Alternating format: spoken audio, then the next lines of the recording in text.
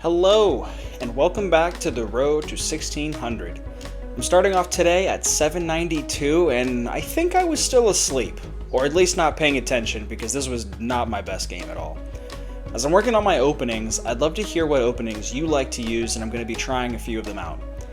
And if you're new to this channel, or finding it just for the first time, feel free to subscribe as we continue to grow. And with that, let's jump in. Okay, let's jump into this game review. So, picking up where we left off from our last game, sitting at 792.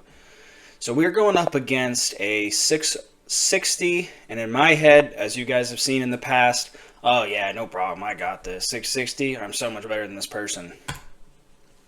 We'll see. So I like to start off with a little bit of mirroring, because similar to the last video, I don't have a lot of formal strategy, and so I want to try to set up shop as best I can, try to control the center, try to play a little offense, play a little defense, and react to what my opponent is doing. So I set up very similarly to start, and I think I got a pretty good opening, and so I figured to myself, okay, because his D3 pawn hasn't come up, he can't defend both of those positions, you know, his E4 pawn and the bishop that's up there. The bishop's kind of locked in there. I'd like to try to force that bishop out to like B3 or something like that. So I know I got my queen looking right at that pawn that I'm moving up there, so I figured I have more defense than he does in that position. That's what I thought. So a couple trades, take.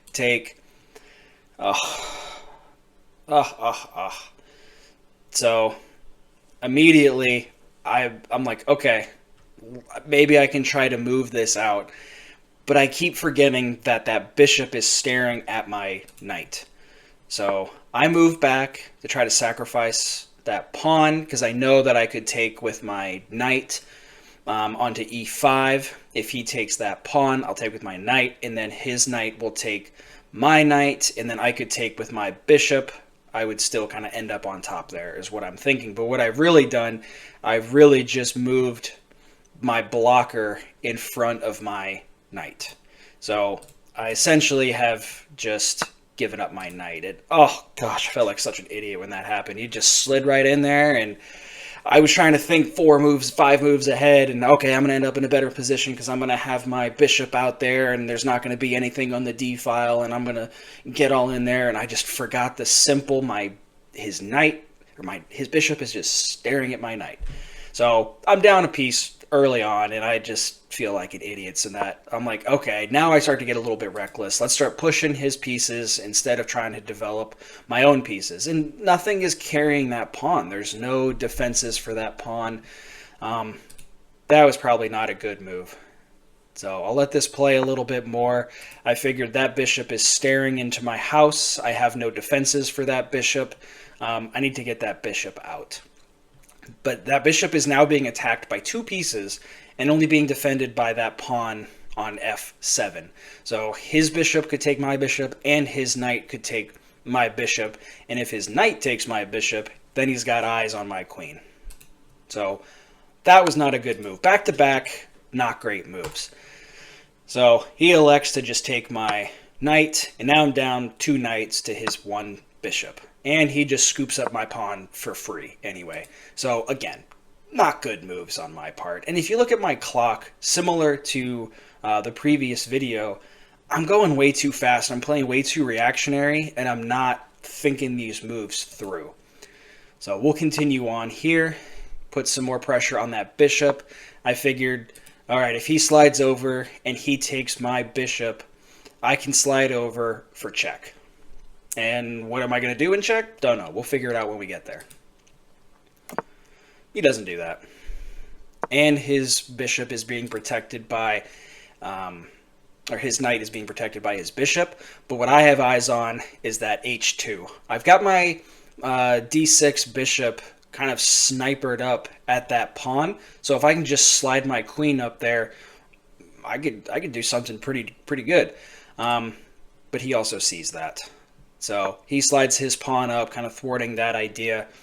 And I figured, you know what? I don't even know what I was thinking at that point. and he takes the bishop. I slide over, take his knight. And this was a good move on his part. I definitely did not see this, and I'm gonna have to be careful with this when I haven't castled yet, because one quick slide over, boom, pinned. Like, when that happened, I just felt like an idiot. I've messed up twice in this game, with that knight early on, and then having my queen pinned so quickly.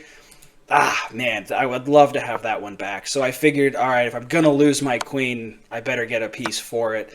So queen for a rook, he's always going to win that trade. So now I only have 3 pieces left to his 4 pieces left. So I figured I need to try to open up that left side of the board, his 2 pawns on F and G. Maybe I can try to work some magic over there somehow. Still don't know necessarily what the plan's going to be. Not to mess up again. That's what we're here for. Mostly blunders. We're making progress. Man, that sucks. Because I was trying to how to get my king to safety and not be pinned or have anything be pinned to my king there. So I castled, but what does that do? Gosh, just freeze it up. That kills me. So again, if I'm going to lose some material, I better take something with me. But I'm down 2 pieces at this point. Things are not looking good. I see a free opportunity to check. We'll just go up there and check. Yeah, not looking good at this point. Maybe if he takes my pawn, I can slide up there, get my other rook in there. We can do like a back rank mate somehow. That bishop is protected by his knight. But again, I'm hoping he takes my pawn here at some point. He doesn't, puts me into check. I slide over. He brings his bishop down here in a second to deliver another check. I figure I'll just try to take that pawn a little bit. That was a good move. He slides down to puts me in check, and if I just slide up to d7, he can just take my my back rank rook for free. But I want to stay connected to my rooks because after all, that's all I have left. So he comes down, slides me over into check. I try to avoid it. He comes over, another check. Great move by his part. I don't have anything protecting my rook up there anymore because I've had to dance around avoiding checks. And that's a good move. I don't have anything protecting that right now, so I have to avoid the check. He slides up. I'm down to 1 rook, and he's doing well. And I'm kind of panicking at this point. I kind of see the writing on the wall. I figured, all right, maybe I can pin his bishop to his queen. So he slides over. All right, let's add a little bit of protection if I do end up taking his bishop. Okay, so let's slide up, take his bishop. His queen is staring at me. I go into check again. I avoid the check. Still in just a bad spot. Check again. I'm like, please take my rook. Take my rook with your queen. I would love that trade. We'll figure out the rest later. Check, check, check, check, check. Kind of back and forth. I need to avoid everything. Don't have a lot of pieces to block. Continue to avoid, continue to avoid. Now I'm down to no pieces. And I know I'm going pretty fast here, but the writing's on the wall. So, checkmate. Game over. Lose some ELO. Overall, honestly, didn't play good. Didn't play well in the early game. Didn't play well in the mid game. Thought I played pretty good in the end game, but not really.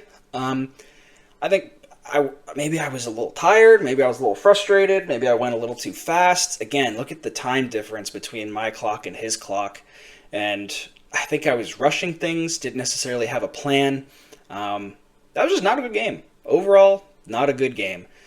So the lesson I'm going to take away from this one is go slow, analyze each position, and come in with a plan. I think before I post the next video, I'm going to do a little bit of studying on openings. I need to have a couple openings I'm good at for white and black, and just stick to those. Because right now, I'm kind of just going out there, trying to take the center, trying to develop pieces. But after that, I don't really know. So, good stuff overall. So if you've made it this far, I appreciate it, as always. Thank you again so much. If you're new to the channel, please subscribe as we continue to grow. and I will catch you in the next one. Thanks.